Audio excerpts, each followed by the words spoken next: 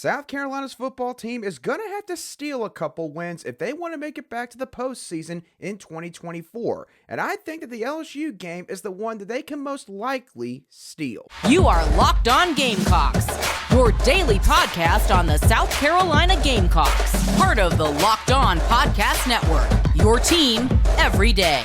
Hello, Gamecock Nation, and welcome back to the Locked On Gamecocks podcast. I'm Andrew Lyon, the host of this podcast, and you can find my written work, as always, over on Gamecock Digest on Fan Nation. Thank y'all so much for making the Locked On Gamecocks podcast your first listen or watch for your team here today. We are free and available both on YouTube and wherever you get your audio podcasts daily.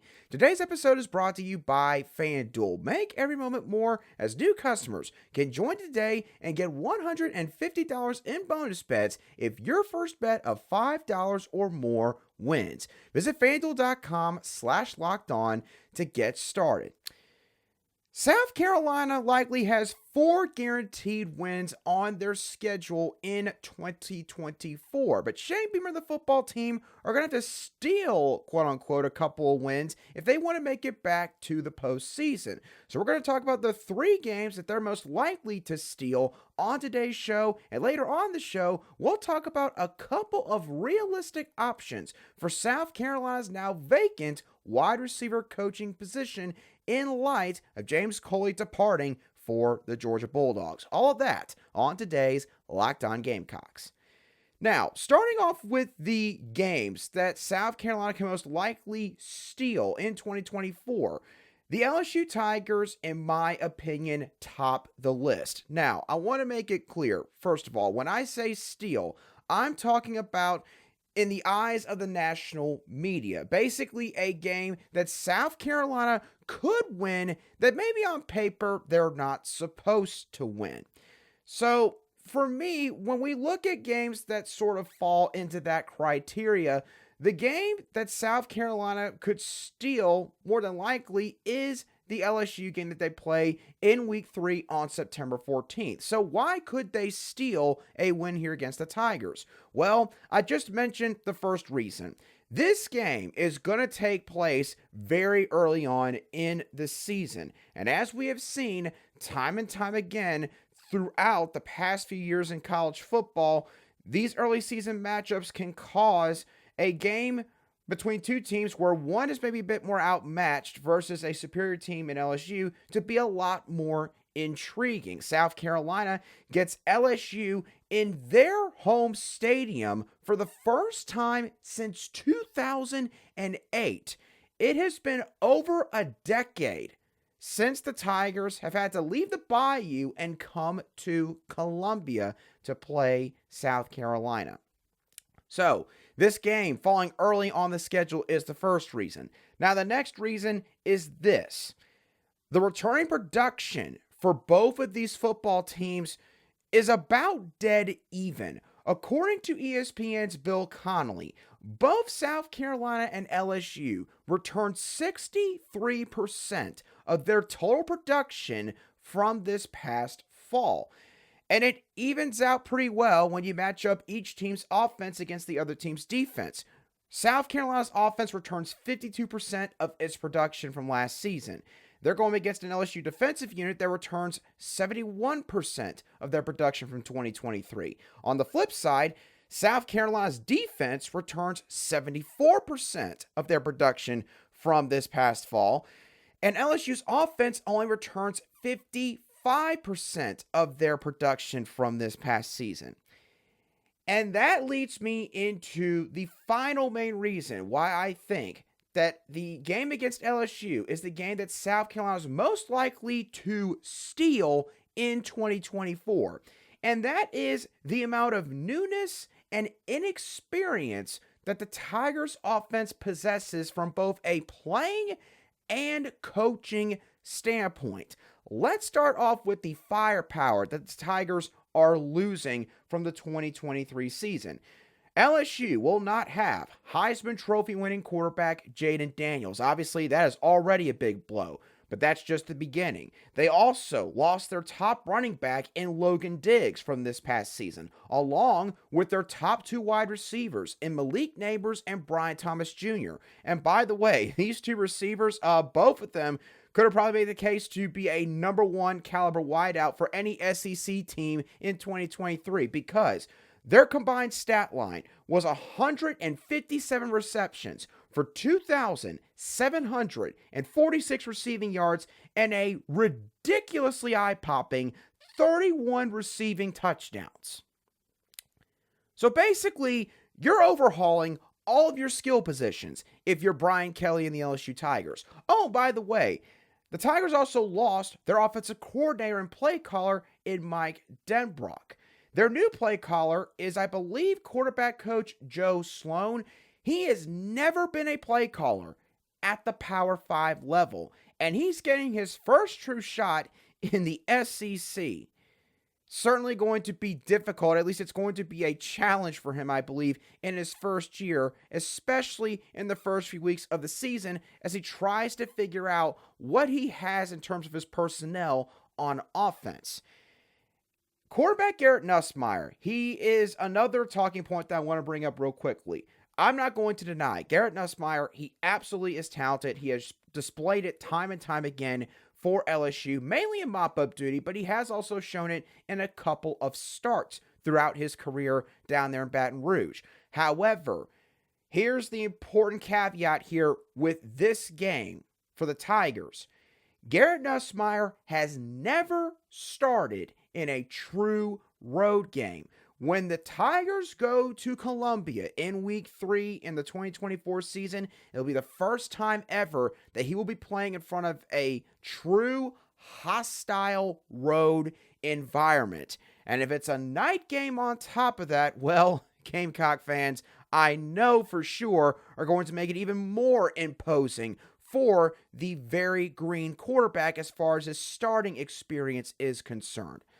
So, in terms of the ingredients you need to steal or, say, upset an opponent that most people will say is better than you, South Carolina has all of them, in my opinion, when it comes to this LSU game, because the game will take place early on in the season. Both teams are about dead even in terms of the production, the guys they're bringing back from last season, and LSU, they are overhauling so much offensively that even in the era of the transfer portal, I don't think that they can make up for all those losses in just one off season. So, this game is absolutely a game that South Carolina can steal when the 2024 season rolls around. But what are the other 2 games that the Gamecocks could steal on this schedule? We'll dive into those 2 games in just a couple moments right here on Locked On Gamecocks. Today's show is brought to you by FanDuel. Get buckets with your first bet on FanDuel, as new customers can get $150 in bonus bets with any winning $5 bet. That's $150, again, if your bet wins. The NBA has several player awards that they delve out at the end of the season, and one of them is the Most Improved Player Award, and it seems to be a 2-player race for this award right now between the Philadelphia 76ers' Tyrese Maxey and Chicago Bulls guard Kobe White. Tyrese Maxey's odds are set at minus 270. Kobe White's odds are set at plus 470.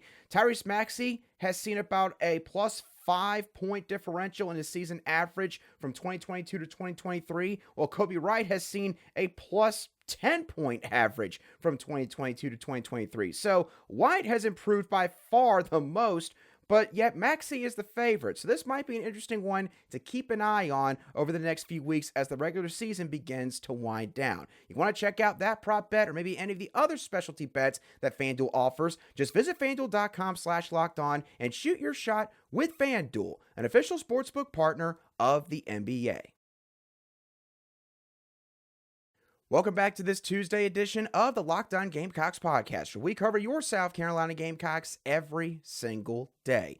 And as always, a big thank you to each and every one of you everydayers who make the Locked On Gamecocks podcast your daily choice for South Carolina Gamecock sports coverage. Now, besides their game against LSU, there are two other games that Shane Beamer and the South Carolina Gamecocks could, quote-unquote, steal in 2024. The next game that I'll bring up here is against the Ole Miss Rebels in Week 6 on October the 5th. I've got three different reasons that I've listed for why I have the Ole Miss Rebels listed here in this grouping. Firstly, South Carolina will have extra time to prepare for this game as their bye week falls in Week 5, the week before they play the Rebels. And Shane Beamer, although this record took a hit in 2023, he has been very successful when he has been allotted extra time to prepare for an opponent. As a matter of fact, Shane Beamer is 6-3 when he has more than 7 days to prepare for a football game. So yes, last year it didn't go so hot in that facet, but more often than not, Shane Beamer and his staff takes full advantage of the extra time that they're given for these kind of games. That is something to keep in mind here. Another thing that you should pay attention to when this game rolls around. Ole Miss starting quarterback Jackson Dart. He has done a great job over there in Oxford, and I certainly think he is an all-SEC caliber quarterback in Lane Kiffin's offense. But Jackson Dart isn't a great quarterback on the road, and admittedly, most quarterbacks aren't, but some of the stats really do take a nosedive for Jackson Dart here. In 10 career road games with the Ole Miss Rebels, that includes both SEC games and non-SEC games, Jackson Dart is completing only 61.7% of his passes for an average of 261.8 passing yards per game, and he has a touchdown to interception ratio of 1.56. So, every 1.5 touchdowns that he throws, even though you can't possibly do that in a football game, he is turning over the football. That is something that if you're a South Carolina fan, with all of the experience and some of the star power that you have coming back on the defensive side of the ball, that could play a role here in this matchup, especially when you compound the fact that South Carolina's going to have some extra time to get ready for this game. And speaking of defense, the last reason that I bring up here relates to Ole Miss's defense, because look, when we all think of the Rebels, we all think of Lane Kiffin and that high-powered offense that they possess.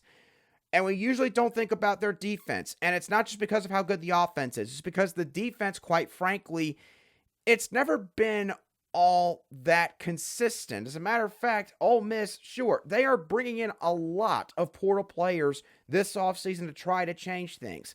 Princely, the edge rusher from Florida that almost everyone thought was going to the NFL, wound up jumping in the portal. He's now in Oxford. Also, Walter Nolan, former 5-star defensive tackle that was with Texas A&M, and I believe was the number 1 portal prospect in this offseason's cycle. He is now with the Rebels. Adding some other guys in the defensive backfield, and it seems like that they're trying to turn things around on that side of the ball, but they still haven't shown consistency in terms of being able to win this team a football game when the offense does struggle. And the 2023 team rankings show this. Ole Miss ranked 41st in scoring defense, which doesn't sound all that bad. But the Rebels also ranked 70th in yards allowed and 82nd in first downs allowed. Essentially, this was a glorified bend but don't break defense. And sure, more often than not, they got the job done. And when your offense is good enough every single Saturday, it's not going to bite you more often than not. But if your offense has a game where maybe Jackson Dart turns over the ball a couple times, or the opposing defense just makes it difficult for them to drive down the field in general, and you maybe have to stop your opponent on some short fields, that's where the Rebels can get into some trouble. You combine that with the fact that this is a home game for South Carolina, and as I've said now a couple times, they're going to have 2 weeks to get ready for this game. I think that they can absolutely steal this game against Ole Miss, even though I know plenty of people outside of Columbia will probably project that South Carolina loses this game by a couple of scores when it comes around. Now, the last game I want to bring up here is South Carolina's matchup against the Missouri Tigers in Week 11 on November the 16th. Now, Unlike the other couple of games, this game is not taking place in the first 5-6 weeks of the season. This is going to take place at the very tail end of the season in mid-November. So South Carolina's not going to have some sort of advantage in that regard, but they still do have a dynamic advantage when it comes to how this game or where this game falls on the schedule. Here's what I mean by that. The Gamecocks play the Vanderbilt Commodores on the road the week before this game takes place. I almost call that a glorified bye week. At least it's as close to a bye week as you can get in the SEC. Who does Missouri play? Missouri plays an old rival from the Big 12 days that they had in the Oklahoma Sooners. One of their biggest rivals in football, especially. Their biggest one obviously being Kansas, but Oklahoma, they're right there with them. So that leads me into my next point. South Carolina, when this game comes up on the schedule, is more than likely going to hold the upper hand from an emotional standpoint. When we're talking about college athletes, obviously we have to take emotional psyches into account to a much higher degree than we would if we were talking about professional league games. Now, South Carolina, they'll be coming off what will likely be a convincing win over Vanderbilt. I mean, they haven't lost to them since, I want to say, 2008. And unless something drastic changes this season or when that game rolls around, I believe that they will extend their winning streak against the Commodores. So South Carolina's going to have some confidence coming into this game. And you know that the Gamecocks are going to be motivated and fired up to end this losing streak. At some point, this team is just going to put their foot down and say, you know what? Enough is enough. We are tired of hearing about all the losses that we have had to that football team in the Missouri Tigers, who you give credit to, they have done well under Eli Drinkwitz, especially last year, and they haven't exactly been bad, so I guess that's a good thing too. But Missouri, whether they win or lose against the Sooners the week before they play the Gamecocks, they're going to likely be emotionally spent one way or another. They'll be crashing back down to earth from a massive emotional high, or they will have expended everything that they have to try to win that game and lose to the Sooners, and then they're just going to have very little gas left in the tank, in my opinion, from an emotional standpoint, when they get to this matchup. And then again, you throw in the fact it is in Columbia, and you never know. It could be a night game, depending on sort of what else is going on in the league at that point in time. So this could be a great opportunity for South Carolina to finally win the Mayor's Cup back once again and get rid of the entire narrative that Eli Drinkwitz just basically owns Shane Beamer and the South Carolina Gamecocks, which, unfortunately for South Carolina, that is the narrative right now. And until you beat them, it's not going to change. So they have a great opportunity, in my opinion, to change all of that when this game rolls around this time in the 2024 season. Now, we're going to stick with football to end today's show, but we're going to move away from the schedule and talk about the vacant coaching position, once again, with the wide receiver position group that South Carolina has. And we're going to talk about a couple guys who could make sense for the opening. We'll talk about the 3 candidates that I have listed in just a couple moments right here on Locked On Gamecocks. Today's show is brought to you by Game Time. Game Time is the fastest and easiest way to buy tickets for all the sports, music, comedy, and theater events near you. Obviously, being in the state of South Carolina, I know a lot of Gamecock fans love their country music, and there's going to be a country artist that will be in town and performing at the Colonial Life Arena on Friday night. That country music star is Parker McCollum, who just released his second album, Never Enough, in 2023. He has been labeled one of the rising stars in the country music industry. The cheapest ticket you can find for this event is $51, and the best deal right now, according to Game Time, is set at $72. So, you want to check out some country music on Friday night? You can take the guesswork out of buying tickets with Game Time. Just download the Game Time app, create an account, and use code LOCKEDON for $20 off your first purchase. Terms do apply. Again, create an account and redeem code LOCKEDON for $20 off. Download Game Time today. Last minute tickets, lowest price, guaranteed. Welcome back to today's edition of the Locked On Gamecocks podcast, where we cover your team every single day in just 30 minutes. South Carolina, once again, is looking for a wide receivers coach. Obviously, we dove all into what all went down with James Coley on the Monday show. If you haven't checked that out, highly recommend you go do so after you finish watching today's show or listening to today's show, if you're on an audio podcast app, of course. But I figured that we talk about some potential options to fill the void on today's show.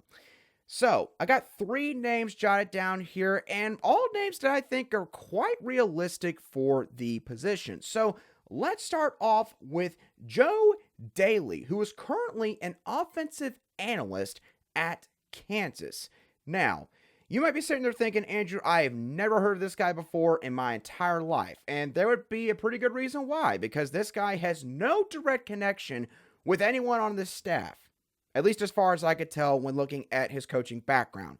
But Shane Beamer does know somebody who knows Joe Daly quite well, and that is current Nebraska head coach Matt Rule, who was at the Gamecocks high school football coaching clinic back in 2022 when he was the then head coach of the Carolina Panthers.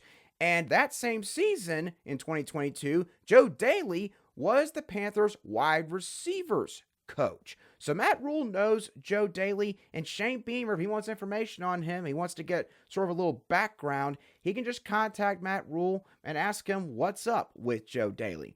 Joe Daly also has valuable experience as a coach in terms of his titles. He has worked as both a recruiting coordinator and also an offensive coordinator. So, in that regard, I think he could help South Carolina on both fronts when it comes to recruiting and also being another voice in staff meetings offensively, helping out Dowell Loggains and giving him some suggestions, some sort of different concepts that he has picked up over his coaching career.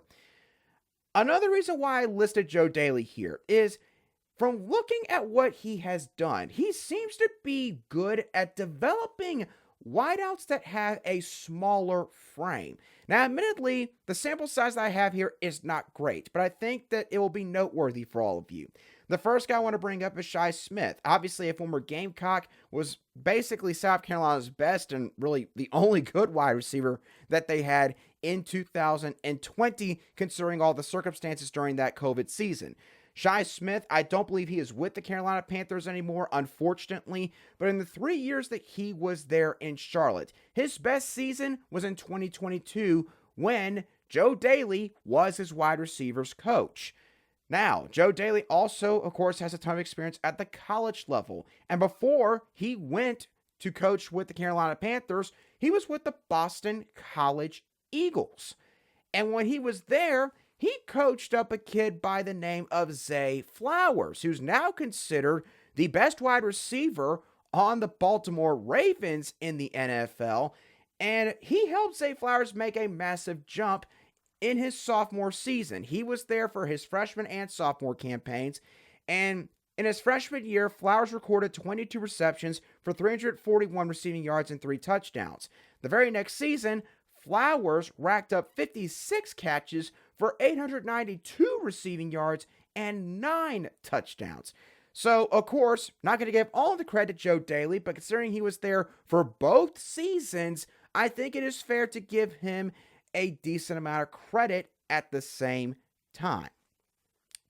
Also, Joe Daly spent 6 seasons coaching with the Liberty Flames. Liberty, of course, is located in the state of Virginia. And so you have to imagine Joe Daly built up a lot of experience recruiting a lot of high schools in that state. In South Carolina, one of the biggest priorities as far as the recruiting blueprint, or footprint, I should say, is concerned, is the DMV area, which includes the state of Virginia. So, in terms of recruiting, his experience, both at the college and pro level, and his proven development with certain guys, I think Joe Daly would be a good hire for South Carolina. Now, not the only name I have listed here. Next guy is Perry Parks, the current wide receivers coach at Coastal Carolina. Now, Parks, he's got a lot more experience in the Palmetto State. He spent 9 seasons as a high school head coach in South Carolina before he went to the college level. He spent 3 years with Lakewood High School over in Sumter and 6 seasons with Ridgeview over in the Columbia area. Now, when he went to Charlotte, he coached All-Conference USA selection Grant Dubose, who was an honorable mention in 2021 and a second-team All-Conference USA selection in 2022. Elijah Spencer, another wideout that Perry Parks coached, was the Conference USA Freshman of the Year in 2021. So, Perry Parks did a great job with the guys that he had when he was with the 49ers, and then this past year, he went back to his alma mater in Coastal Carolina and coached all Sun Belt selections Sam Pinckney, who was a second-team all Sun Belt selection, and Jared Brown, now a Gamecock, who was an honorable mention all Sun Belt selection in 2023. So, Perry Parks, he is basically your South Carolina-based candidate here. Got a lot of roots here in the Palmetto State, has played at a school in South Carolina, has coached in the state of South Carolina, and yes, he has never coached at the Power 5 level, but I think that this is a rare exception where you can look at a guy with his resume and say, I think he would do fine at South Carolina. Now, the last guy I want to bring up real quickly, Aaron Moorhead. He is the current wide receivers coach with the Philadelphia Eagles in the NFL. Now, the connection here, he has coached alongside Shane Beamer at Virginia Tech. That was in 2013 and 2014. So Shane Beamer and Aaron Moorhead, they would know each other quite well from that time frame. Also, Aaron Moorhead has actually coached in the SEC, unlike these other two guys. He coached at Texas A&M and then coached at Vanderbilt before he eventually landed the job with the Eagles that he has right now. So that means that he's got recruiting ties all across South Carolina's footprint. The state of Tennessee, a little bit of the state of Texas, and some surrounding states there, and also the state of Virginia because he coached at Virginia Tech with Shane Beamer. So, if Shane Beamer wants to go with a guy that has connections to him, and also somebody that I think would be a great hire from a perception standpoint, considering the fact that he coaches in the NFL right now, he probably would want to go after Aaron Moorhead. So I think that all three of these guys are realistic options. It does not mean that one of these guys will be the hire at the end of the day, but I think they all bring something different to the table that could benefit South Carolina's football program and the wide receiver position group a great deal. So with that being said, that's going to do it for today's edition of the Locked On Gamecocks podcast. I hope y'all thoroughly enjoyed today's show as always. Which games do you think South Carolina could quote-unquote steal in the 2024 season? Games that maybe they can win that most people won't expect them to win. And lastly, who would be your choice to be South Carolina's new wide receivers coach? Is it any of the three guys that I named on today's show, or maybe someone else that I did not list? Let me know your thoughts down below in the comments section if you watch today's show on YouTube, or you can shoot me a direct message on X at @A_SC if you listen to today's show on an audio podcast app. But as always, thank y'all so much for tuning in. Have a great rest of your Tuesday, and I'll be sure to catch y'all on the next show of the Locked On Gamecocks podcast.